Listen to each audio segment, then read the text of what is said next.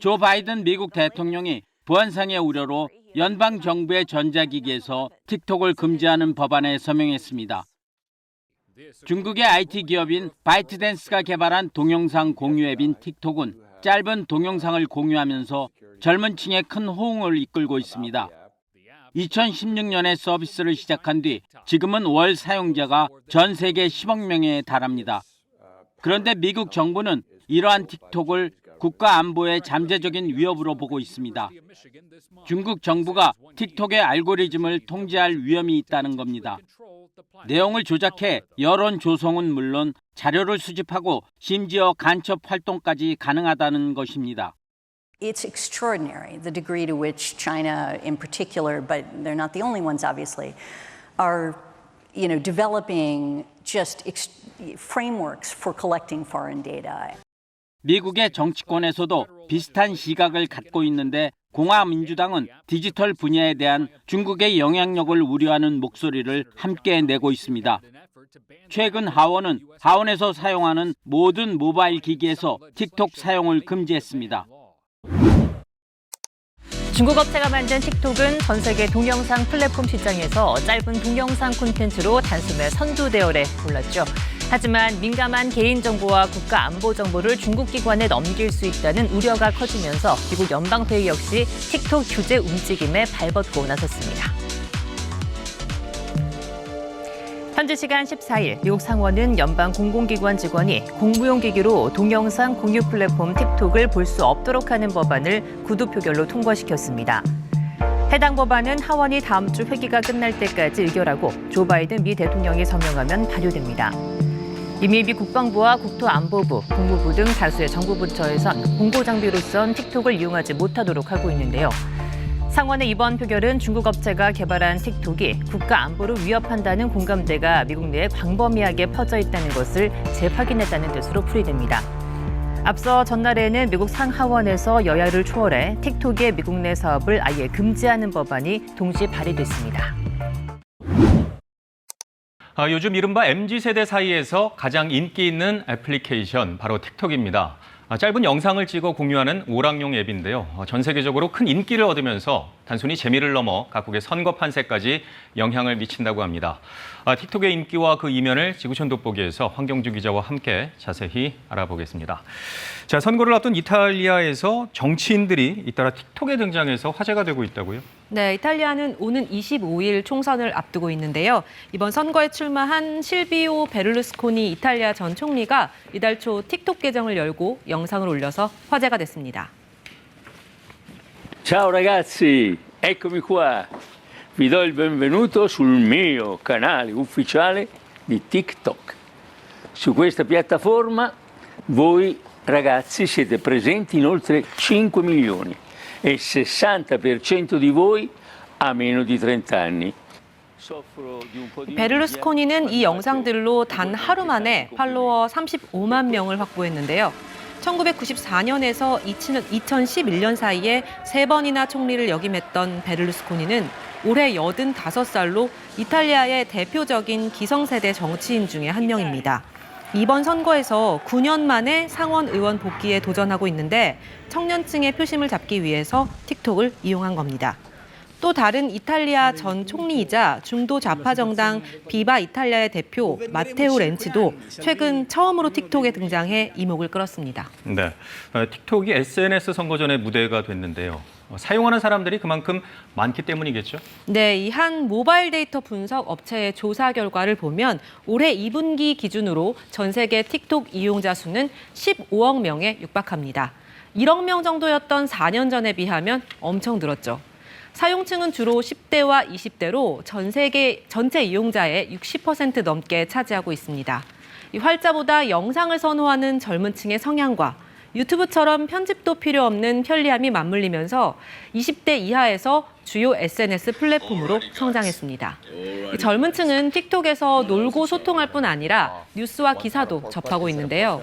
한 연구 보고서에 따르면 전 세계 18살에서 24살의 15%가 틱톡으로 뉴스를 소비하는 걸로 나타났습니다. 젊은 층 표심 잡기에 틱톡이 활용되는 이유가 있었군요. 그런데 겨우 몇십 초짜리 짧은 영상에 제대로 된 정보를 담을 수 있을까요? 네, 그래서 이 틱톡이 가짜 뉴스의 온상이다 이런 비판에 직면했습니다. 이 아무나 쉽게 찍어 올리는 영상이라서 사실 확인은 어려운 반면 퍼지는 속도는 빠르기 때문입니다.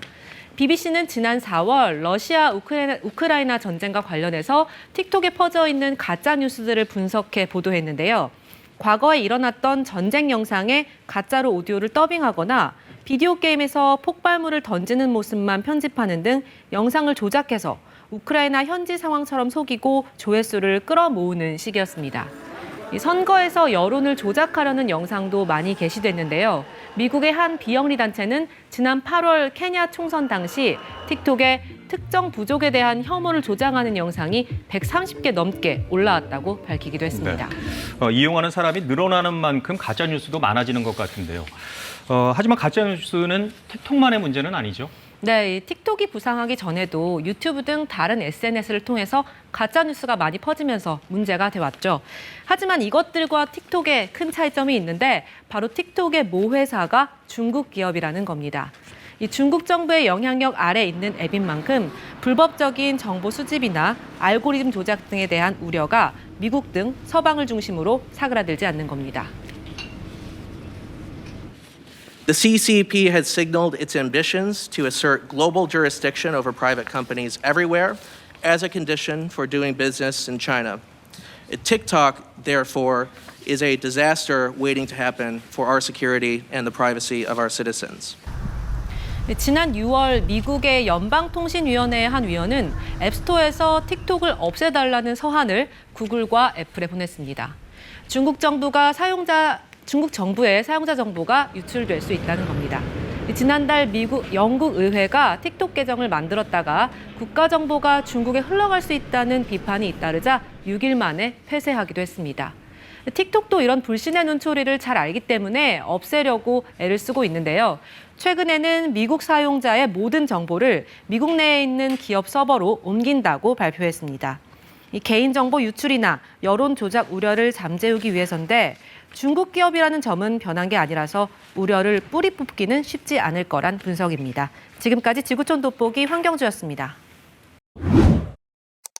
영국 의회가 중국 정부의 데이터가 넘어갈 우려가 있다며 동영상 공유 플랫폼인 틱톡의 계정을 닫았습니다. 영국 의회 대변인은 현지 시간 3일 젊은 층에 다가가는 방안으로 틱톡 계정을 만들었지만 의원들의 의견에 따라 틱톡 계정을 계획보다 일찍 닫는다고 밝혔습니다. 영국 일부 상하원 의원들은 데이터가 중국에 넘어가지 않는다는 확신을 틱톡 측에서 주지 않는 한 계정을 닫아야 한다고 주장했습니다. 틱톡의 모회사는 중국 업체인 바이트댄스입니다. 미 상무부가 오는 20일부터 중국 동영상 공유 앱인 틱톡의 다운로드를 중단시키겠다고 밝혔습니다. 이 모바일 메신저인 위챗은 아예 사용을 금지하기로 했는데요. 이렇게 미국의 압박이 거세지자 틱톡은 부랴부랴 미국 사업 부분을 미국 기업에 팔겠다고 나섰습니다. 이 내용은 뉴욕에서 한보경 특파원입니다. 현지 시간 20일부터 틱톡의 다운로드가 미국에서 전면 금지될 거라고 미국 상무부가 밝혔습니다. 오는 11월 12일부터는 사용 자체도 아예 중단시킬 거라고 했습니다.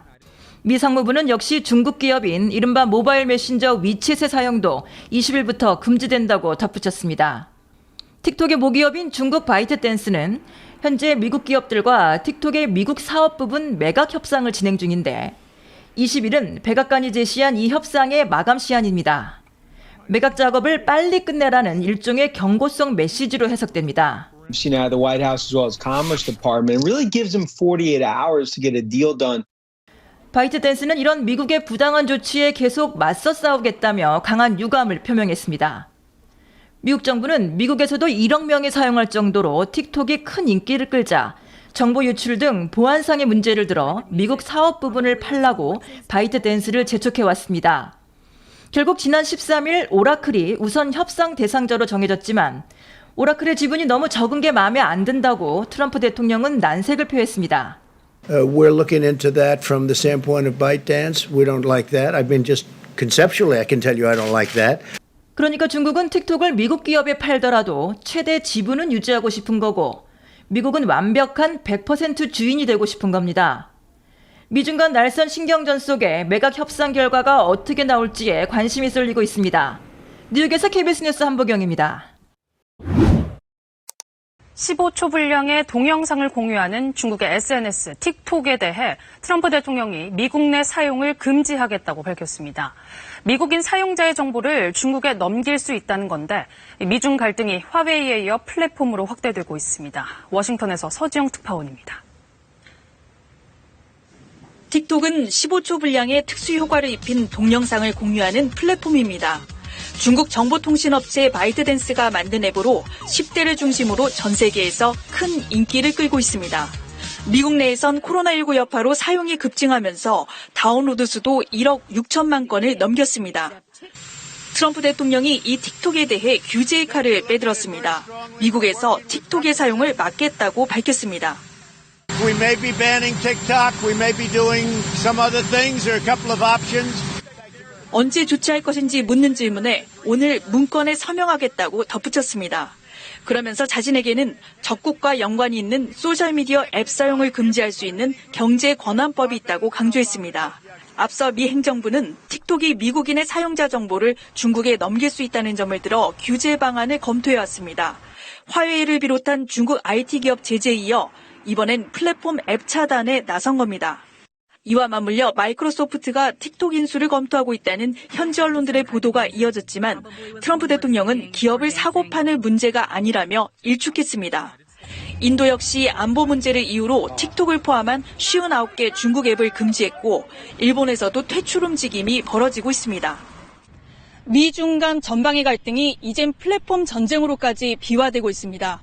미 정부는 중국 앱 사용 배제를 동맹국에도 요청하며 압박 수위를 높이고 있습니다. 워싱턴에서 KBS 뉴스 서지영입니다.